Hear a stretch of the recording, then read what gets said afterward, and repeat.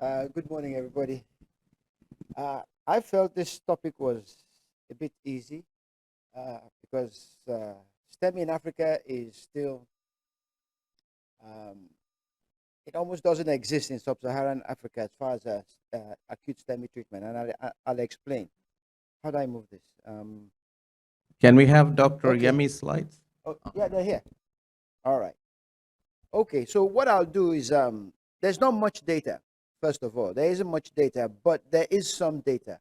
Recently, I think about 6 months ago, 6 to 12 months ago, there was a publication in the American Heart Journal in about acute MIs in Nigeria. And when you see me present these bits of data, you'll find out the theme is the same. I went around Africa, sub-Saharan Africa, East, West Coast, Northern Africa, and South Africa. And the theme is the same, but you'll find out that North Africa and South Africa are closer to the Western world as far as treatment of acute MIs go. Then us in sub-Saharan Africa, it's a very varied ball game.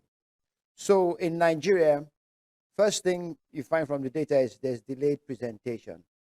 And I'll show you a slide at the end that just happened 2 days ago. Uh, there's delayed presentation. First of all, in Nigeria, chest pain is not yet taken seriously. Most people don't think chest pain means much because coronary artery disease is on the rise, but it's not the same incidence as it is in the Western world. But it is on the rise. And in my practice, 90% of the people who present on time are foreigners. They're Caucasians or Indians. Nigerians present 3, 4 days later after they've gotten heart failure or some other complication. But in those who presented to hospital, this is a hospital-based registry, 17% received thrombolytics. Most common one was streptokinase. Then there's tenecteplase and then alteplase. PCI was performed in 28%. Most presented too late to have any intervention done, either lytic therapy or PCI, and they were just treated medically as per guidelines. And part of the reason for this is 95% of Nigerians pay out of pocket for medical care. So it turns out it gets to be very expensive.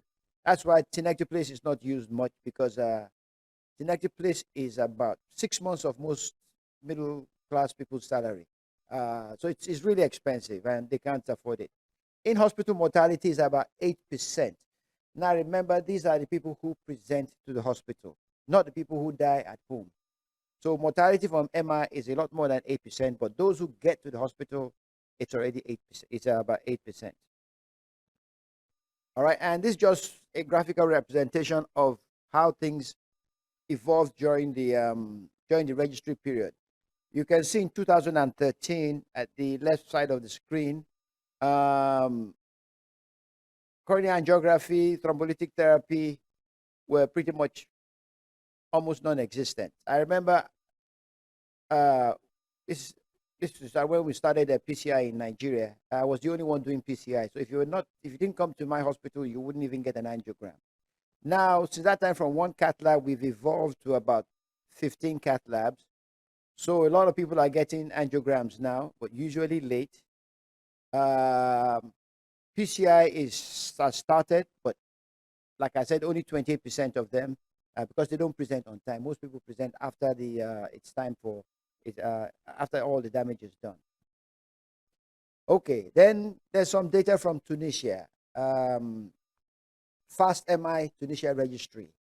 I think there's a fast MI registry in France, and I think this is a sort of in that setting. And this is a few years old, but thrombolytic therapy in about 31%. Tenecteplase is the majority, streptokinase, and then alteplase.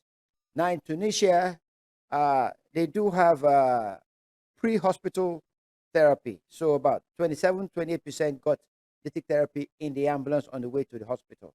That doesn't exist in most of sub-Saharan Africa. So they're a lot more advanced than those of us in sub-Saharan Africa. Primary PCI in about 30%, in hospital mortality 5.3%, and 46% presented within 3 hours. Um, that's Tunisia. Okay, now this is from the study in Egypt, and these are the traditional risk factors. And you see, in Africa, the predominant risk factor is hypertension.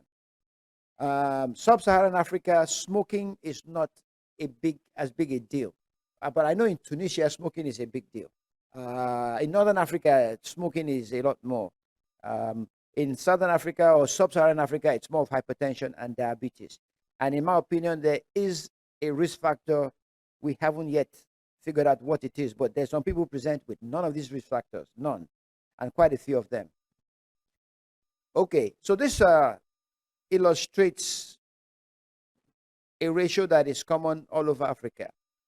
Initial reperfusion, 43% in Egypt, by lytic therapy. All right, the orange is lytic therapy, 43%. In the Western world, right side is the Western world, it's 85% for PCI. In Egypt, it's 49%. This is a few years ago, so it's probably, ratio has probably changed a little bit. Now, in the rest of Sub-Saharan Africa, orange is predominant. PCI is still not done as much because mainly of late presentation.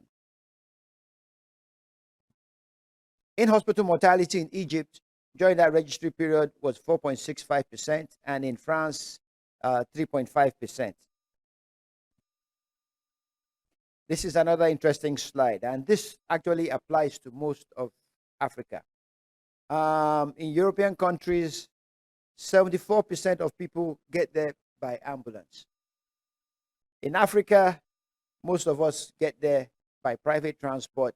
You find your way to the hospital. There's no ambulance service in a lot of cases.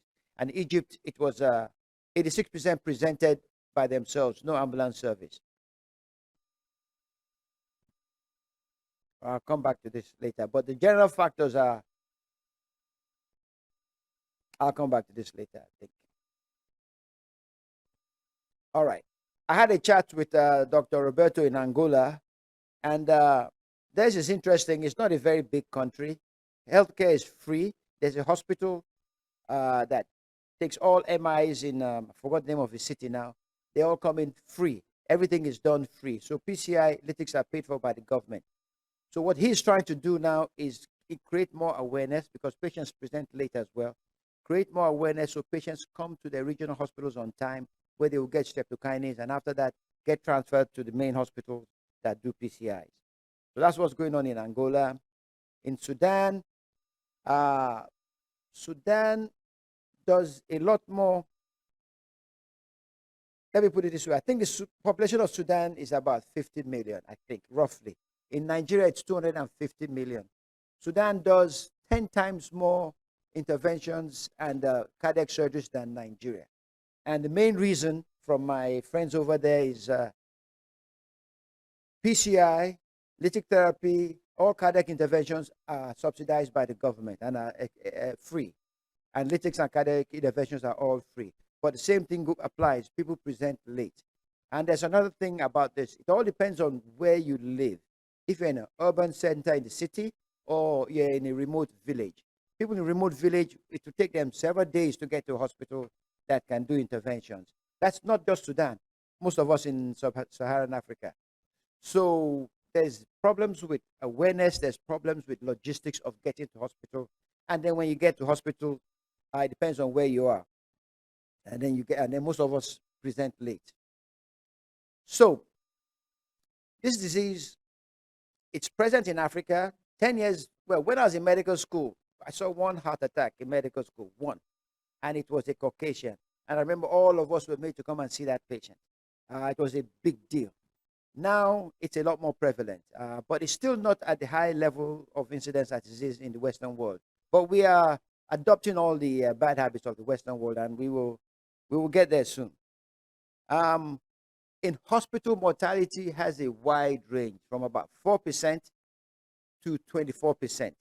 And I remember most of these patients do not get to the hospital on time. So many of them die before they get to hospital. So that level of statistics, we don't know what's going on there, but we know it's much higher.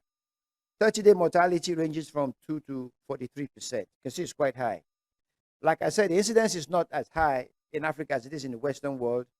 Then the biggest problem, in my opinion, is lack of patient awareness. People do not know that chest pain is a serious problem. Now, in my own country, Nigeria, very religious country, we're half Muslim, half Christian, very religious. So once you have chest pain, somebody says, "Oh, go to hospital." Say, "I reject that in Jesus' name." Then they go, they pray. Prayer doesn't work. Then they use anointing oil. Then that doesn't work. Then prayer again. They go to church. They go to the mosque. Once everything is all done, then they decide to come to the hospital. And then by then, all the damage is done. And then they lose confidence in the hospital, saying you couldn't do anything about it. I should have stayed with my herbalist. So there's a lot of problem with awareness that we have to work on. There are limited resources. Like I said, Tenecteplase is expensive. Most people get paid. Most people don't get paid 1 million naira a month. Tenecteplase costs 1 million naira. Difficult to say how much that is in dollars because it changes every day now. But it's expensive, so most people cannot afford it. Then you give Tenecteplase. Then you now say you want to go to the cath lab. They just look at you like you're crazy. That it's just not possible. Then, like it's out-of-pocket expense. Then there's the healthcare infrastructure and network. That varies from region to region. Even in the same country, it varies. So we don't have a well-organized healthcare infrastructure, especially in Nigeria, we don't.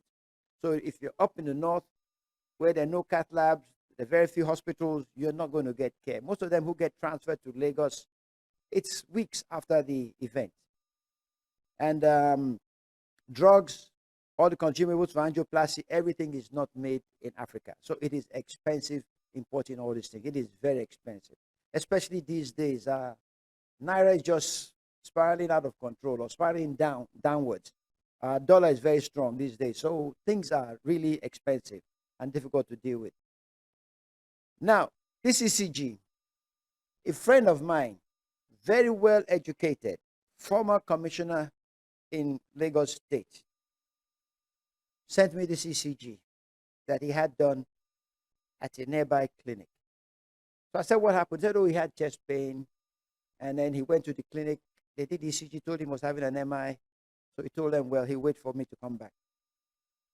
And he walked out of the hospital. So this is what I'm talking about. This is an educated person who knows what to do. They told him, "Look, we need to give you this drug. And then when he comes back, he can do the angiogram." He said no, so he went back home. He called me yesterday, sent me this ECG. I didn't know what to tell him. By the time I get back, we're going to find a totally occluded LAD. And there's not much anybody, we don't do things according to guidelines there because most people present outside of the guidelines. So do you open up the vessel? What do you do? I don't know. But these are the problems we deal with. So that's my story for STEMI in Africa.